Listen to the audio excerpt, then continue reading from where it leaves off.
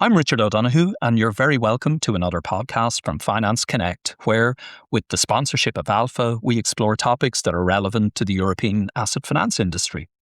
Today, we're going to talk about young people in our industry, what we need to do to attract new entrants to asset finance, and equally importantly, what we need to do to retain them. Clearly, I'm not qualified to offer a younger person's perspective on this, so I'm delighted to be joined by Alex McWilliams to provide that perspective. While Alex works with Simply Finance in the UK, she's also a director of the Leasing Foundation with a focus on their next gen stream. I can't think of anyone better qualified to help me explore this topic. Alex, great to have you on the podcast, and thanks for joining me today. Thank you so much, Richard, for having me. I'm excited to be here. Well, Alex, we'll talk a little bit later about your role at Simply and also the work you do with the Leasing Foundation about the next generation network. And I guess that's where, though, I'd like to start. And I suppose for many of us in the industry of my generation, there's a perception that younger people and new entrants into the industry perhaps have different aspirations. I guess the question is the gap, the generational gap, real?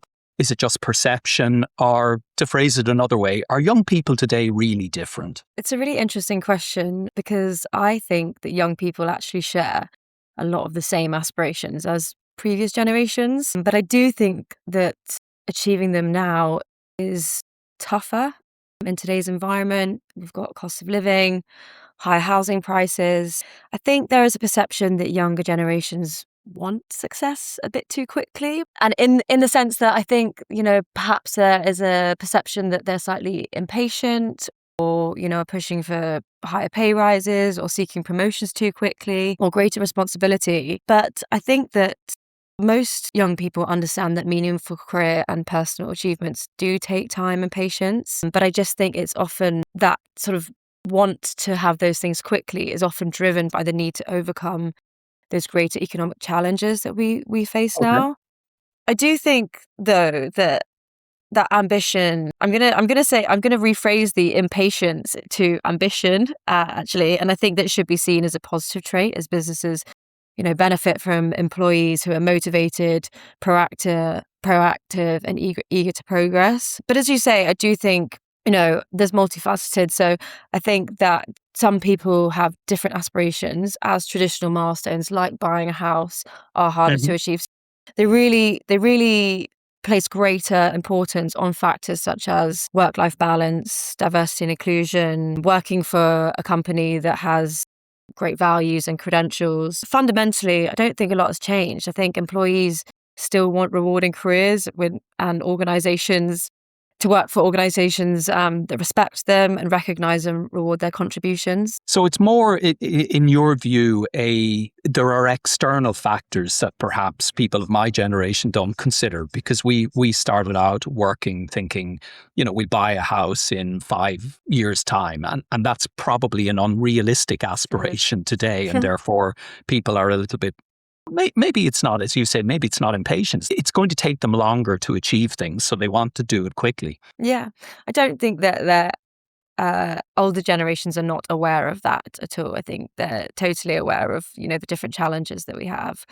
I think that they might take a look at their own career and say, it's taken me a really long time to get to where I am, to have that responsibility. And I think that there might be a disconnect into how they've perceived their own careers and what they're viewing the ambitions of the generation today, sort of the young people today, and what they're looking at. So I don't think they're unaware of it. It's just an interesting backdrop to consider when, you're hiring young people and how and when you're implementing training programs and progression pathways and things like that within the businesses. Maybe then let's pivot, because you've been at Simply for a number of years.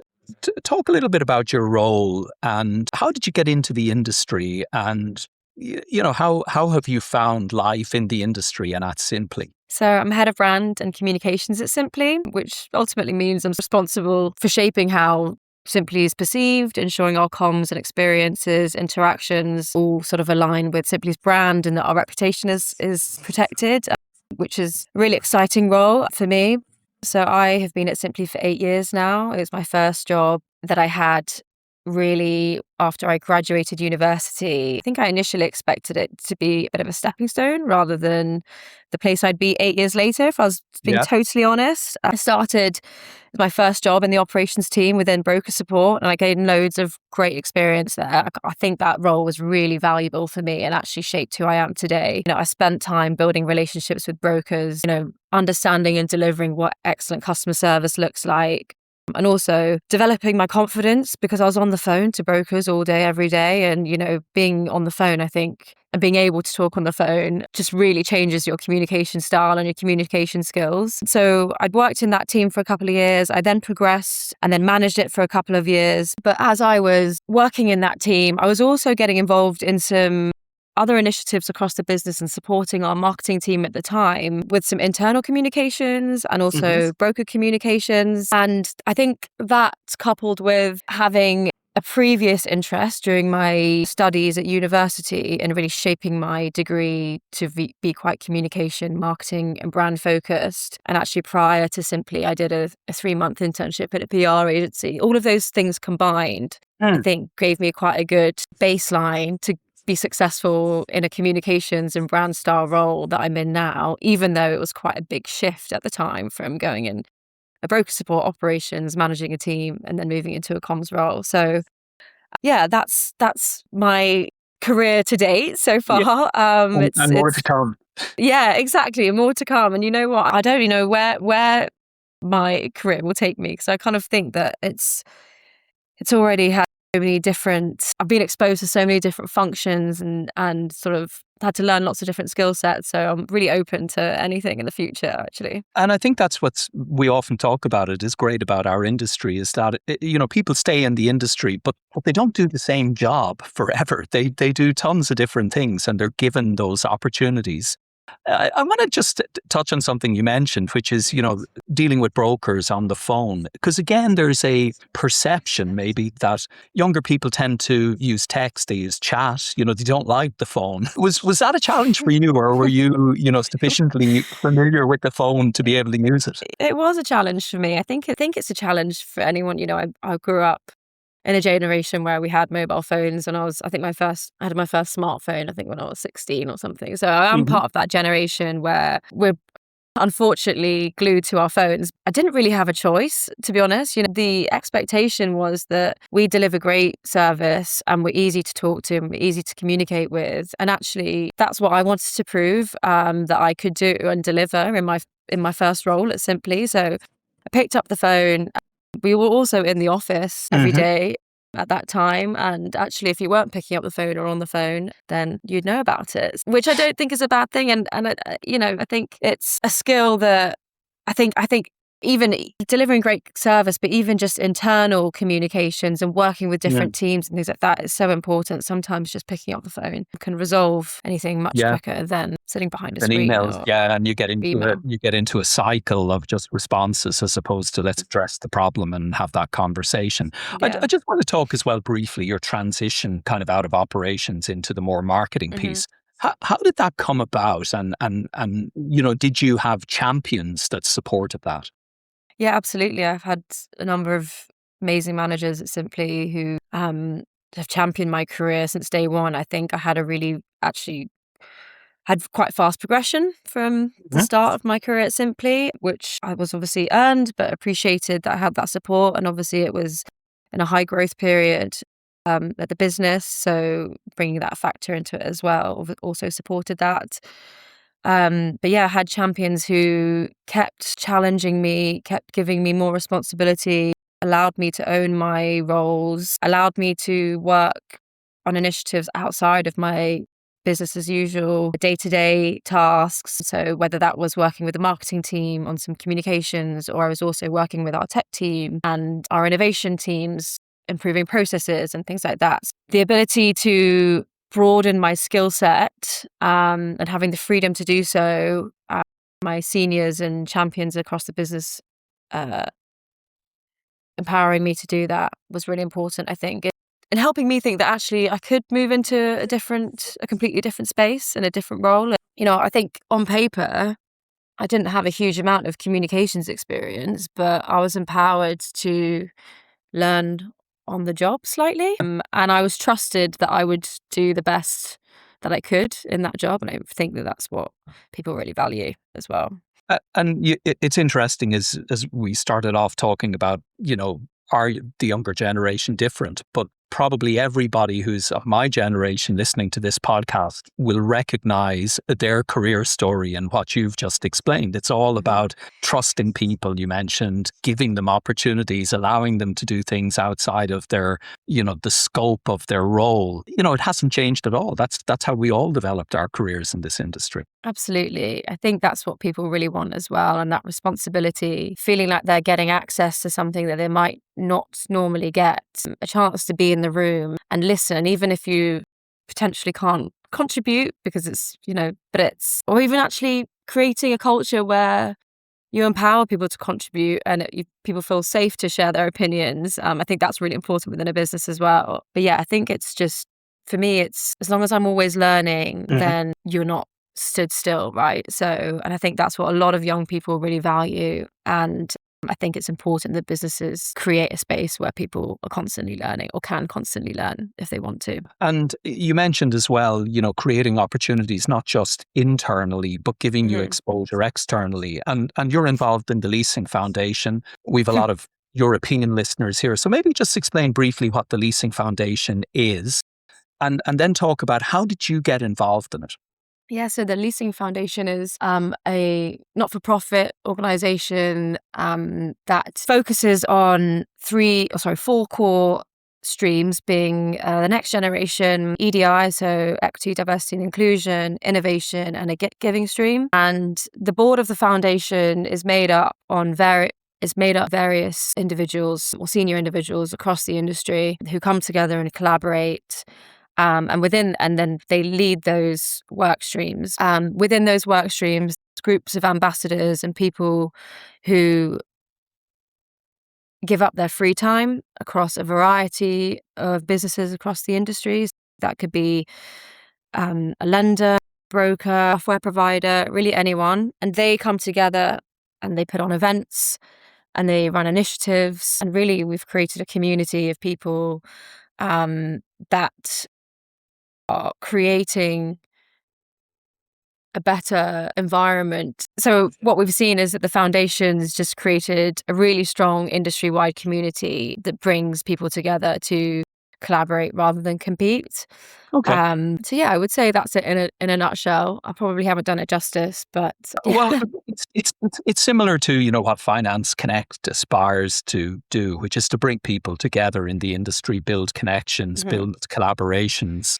And equally, the Leasing Foundation, I know, is UK-centric only at the moment, but a number of people who are involved have indicated they're happy to help build an equivalent in Europe. Now, a quick word about our sponsors Alpha, who are a leading software provider for the auto, equipment and asset finance industries. Their core platform, Alpha Systems, delivers end-to-end functionality for originations, servicing and collections, helping customers modernize legacy systems, automate processes and scale globally. Behind the technology is a global team of exceptional thinkers, collaborators, and problem solvers. Inclusion is at the heart of Alpha, and they are passionate about creating opportunities for people at every stage of their careers. So, if you're looking to take your next step in asset and equipment finance, why not explore what a career at Alpha could look like? To find out more about Alpha and their opportunities, visit alphasystems.com. That's alfasystems.com. And I know you were specifically involved in the Next Generation Network stream. Yeah. Just again, talk about what you're doing. You've done a survey, I think, recently. Love to understand a little bit more about that. But first of all, what are you trying to achieve with the Next Generation Network? So really, we're just trying to create a community within that next gen work stream where young people can come together. They can build on some skills like networking, communication in a relaxed setting. It's really a space where people also can have honest and open conversations, which I think young people really value. We focus on some core initiatives. And the content that we put on, I think, do genuinely add value to people's progression. So some of the big things that we focus on are our networking events. We do a minimum of one in London and one in the North every year. We work collaboratively, as you said, with Finance Connect to have a preference at their conferences. Yeah. And we've recently conducted the first, I think, major study into early career experiences in the specialist lending industry. We also have Industry Insight, which is a group of people who come together over the course of 18 months. And essentially, they're hosted by different businesses across the industry, and they get to go and visit their offices, spend a few Okay. hours there, meet people, learn stories. And over that time, they really create a core group and network for those people that are in that specific cohort. And we've expanded on that by sort of having sort of alumni events from previous cohorts as well, so that keeps growing and growing. We also have the 30 under 30 index every year, which spotlights our best talent, which I think is again really important. And we also like to collaborate with other streams as well, especially the EDI and innovation streams, to make sure that, there's a lot of crossover between what young people are interested in and what those streams are doing as well. So I think And I've covered most of the stuff, but yeah. yeah, it's a very active group. And I know, when you say it, it sounds, we just do these things, but there's a huge amount of effort that goes into coordinating Absolutely. these. I just want to touch on the networking event. I mean, Finance Connect in the UK, obviously, huge event, 600-700 people. The Leaders Summit in Europe, a selective sort of event, more, senior leaders. But why do younger people need their own networking event? Why not just come along to these events and mingle? Yeah. I think it's a little bit more difficult for young people to get to those events, if I'm Right. honest. That is based on, cost of going, and you can look at monetary cost of going, but also the cost of them not being at the desk all day Mhm. as well. To preface that, there have been some businesses and organizations like Finance Connect and AFPA as well, who we've been working with, who've been offering tickets at a discounted price to some of their events, which has been really great to see. But I think the requirement for the Next Gen network is because I think that people feel most comfortable. Certainly, if it's a new skill that you're learning or something that you haven't done before, networking, I think it's a great starting point to at least, become comfortable within your peer group doing that. And actually have so many honest conversations and open conversations with the people at our networking events. The space is there, and it's created so that people can have those conversations. And I think it's really important that people can do that, because they might not do that with people within their own organizations or their managers and things like that. So creating the space to do that. And I think one of the things as well that really stands out to me is that I think I can't count how many times I've been told this by sort of people who are further along in their careers, but your value is your network, right? I think, giving people the opportunity, or creating a space with the opportunity where young people can really start to grow a strong network, I think is really important. So that's why we put on those events. And I think generally, like, they just help you with those skills, the communication Yeah. skills we talked about, those soft skills. Ironically, I run these events, but I would consider myself like the most natural networker. So I've certainly come a long way since 8 years ago that I got involved, but I think it's I'd say I've improved those skills a lot since then. I think it's really important that we can create a space where people can develop those skills. And it's nice that it's a safe space, to use a terrible term, but that the people can share, what I did that went wrong, or why I wouldn't do that again, or learn Yeah. from each other. It seems like a very sensible thing to do. And in an environment, as you said, where they might not want to show that level of vulnerability in their own organization, but when they're out talking to peers, they can have those discussions, and open and honest discussions. Yeah, absolutely. I think creating a safe space is exactly what we want to do. I think there's countless times where I've had a conversation where I've been inspired by someone telling me, what they get up to, or a change in their career path that they've taken, that I've had it in a conversation at these networking events, that sort of made me click and go, okay, well, maybe I should pivot and do this, or how Yeah. should I approach my role in that way? And I think that's sometimes, if you're sort of within your own organization day to day, those conversations don't naturally come up as much. Yeah. So I think it's just, creating a space where they can. And one of the things you also did recently was a survey of kind of, let's call them early kind of career participants. What came out of that, or what were the sort of key takeaways that you would say this is what people are looking for, or this is what they don't like about the industry, or this is what they really need if they're going to stay in the industry? Yeah, so alongside, Finance Connect in collaboration with the Leasing Foundation conducted, as you say, survey into early career professionals across the specialist lending. So that's anything from sort of asset finance, leasing, receivables finance, and Okay. so on. I think it's like, I want to say there were some really positive points that came out of the survey. Well, start with 82%. the positive. Yeah, We yeah, yeah. People, I'm going to throw in some stats, but 82% of people said they'd recommend a career in specialist finance. 83% said they felt trusted to exercise judgment. And 76% said that their contributions are seen as strategically important. And so it goes to show there's clearly a lot of really good stuff happening. There was a little bit of a gap on what's currently being offered by employers, but the research really pointed to a few kind of key things that stood out to me. So one was that mentoring could be very valuable for next gen professionals, and it's how do we make that easier for people across the industry, and that's possibly something that the foundation can think about doing. I know that there's already a mentoring program in space within the EDI space, which I think is going really successfully. The other thing is that community and peer learning is seen as really, really valuable, which again, we're doing that a little bit with the industry insights stuff that we're doing, and, coming to a panel session or a networking event that we're putting on, that loads of that stuff is available within the foundation, and not just the next gen stream, across the other streams as well, especially the innovation, sustainability, EDI. And I think also young people want visible career progression. So I think less than half, have organizations have structured progression framework. Right.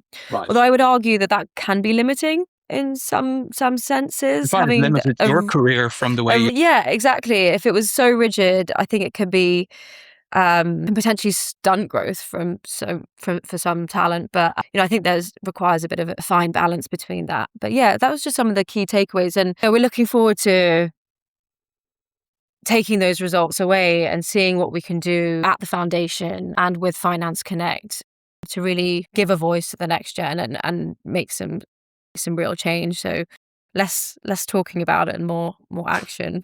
So that's on the agenda for us after that survey. Though, I think sometimes we rely on things like Leasing Foundation or Finance Connect, or, what are they going to do to support this? But at the end of the day, mentoring, every listener here who's of a certain generation or has experience can mentor. It doesn't require a huge investment. It just requires making yourself available and being willing to share experiences. And I think that's what I liked about the survey, that a lot of it was very common sense. It was, you want to mentor. So do most people in their career. We want to build peer connections, community, and clearly you're helping with that. But there's no reason why employers can't take the lead on that as well. They don't need to wait for the Leasing Foundation. And again, it's interesting.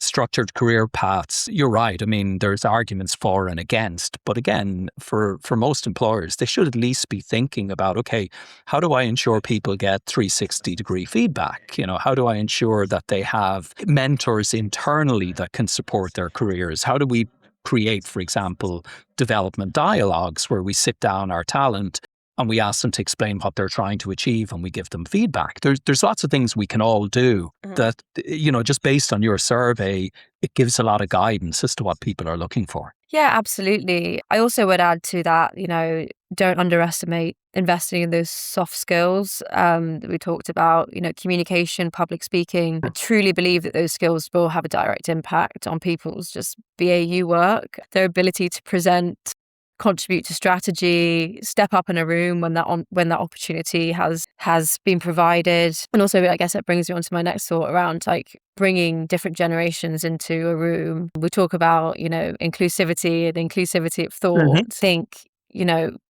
bringing younger generations into a room to contribute to conversations creates opportunity for positive transformation. So I just don't think businesses should underestimate that as well in providing opportunities for next gen and development, but also I think they'll find that some really good outcomes come off the back of it. Yeah.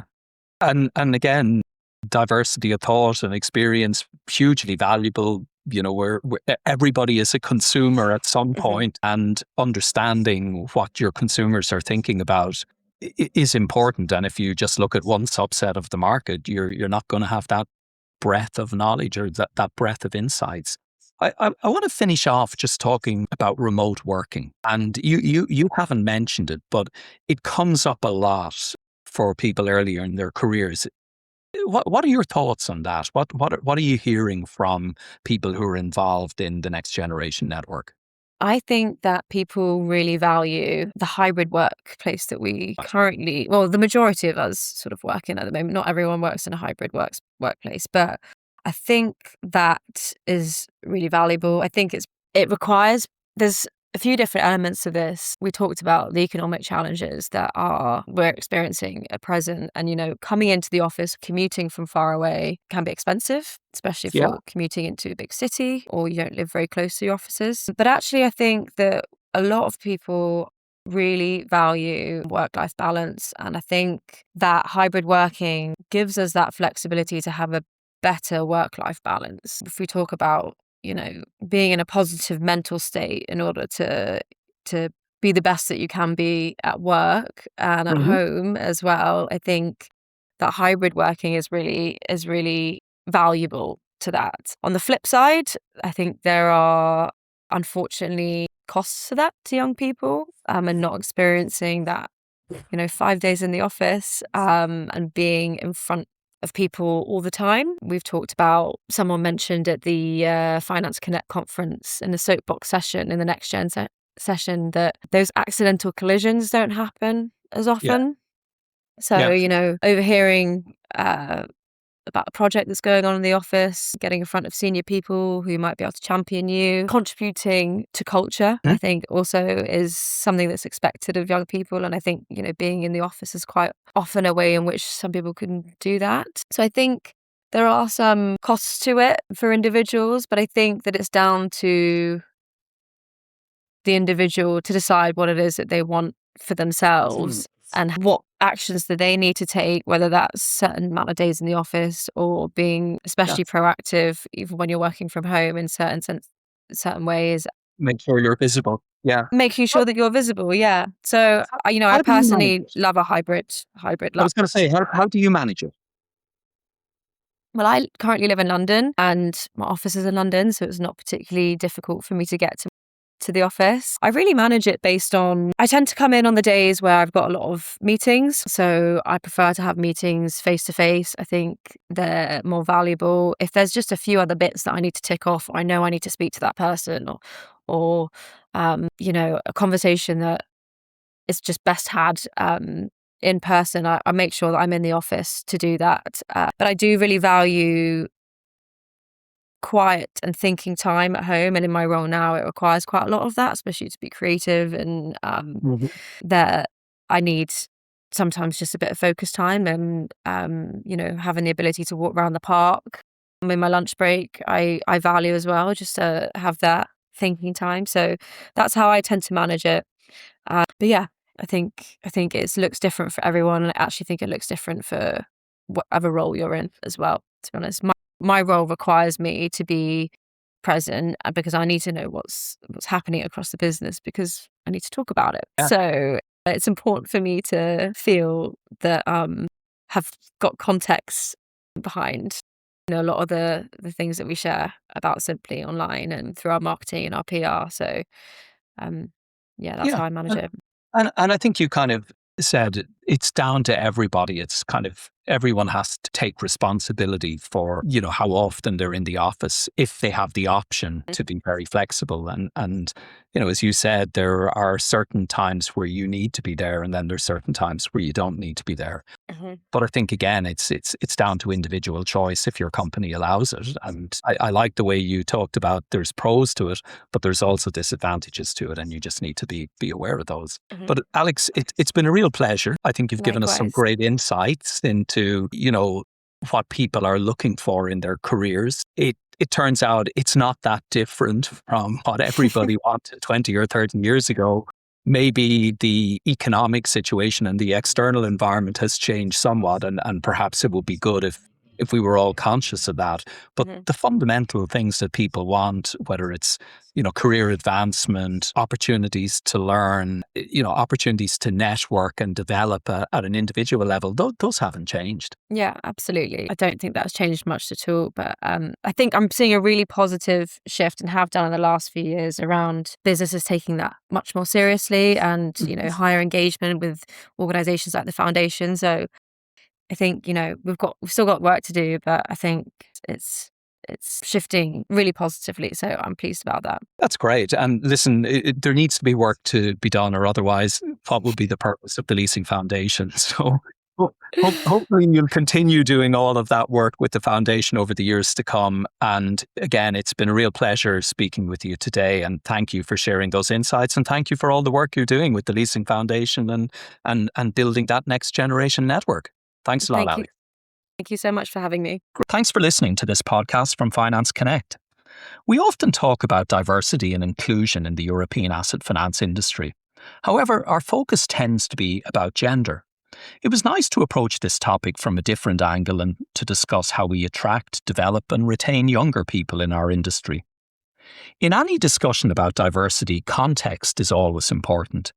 I really liked the way in which Alex discussed the economic conditions that people of her age face today. When I started my career, buying a house within 5 to 10 years was a reasonable goal. However, for people starting their careers today, that is an increasingly unrealistic aspiration, particularly with the rise in day-to-day living costs. When you add in other factors, such as reduced job security, the pressures created by social media, and the move towards remote or hybrid working, it's clear that today's world is very different to the one that I experienced at the beginning of my career. Given that context, is it any surprise that younger people also have a different approach to work? At the same time, some things haven't changed. People in the early stages of their careers are still seeking opportunities to develop and want to feel empowered and valued. They also want to learn from other people and to develop networks, both with their peers and with more experienced leaders. That's no different to what all of us wanted when we first started working. Based on the Leasing Foundation survey, it's great that so many younger people enjoy working in our industry and would recommend it to their friends. However, it's clear that we can do more to make our industry attractive, particularly when it comes to mentoring and creating more networking opportunities. If you've enjoyed this podcast, tell your friends and look out for future episodes on your preferred platform every few weeks. You can also find all of the past episodes on those platforms. Thanks as always to our sponsors Alpha, and please continue to send us suggestions for future guests and topics. In the meantime, thanks for listening.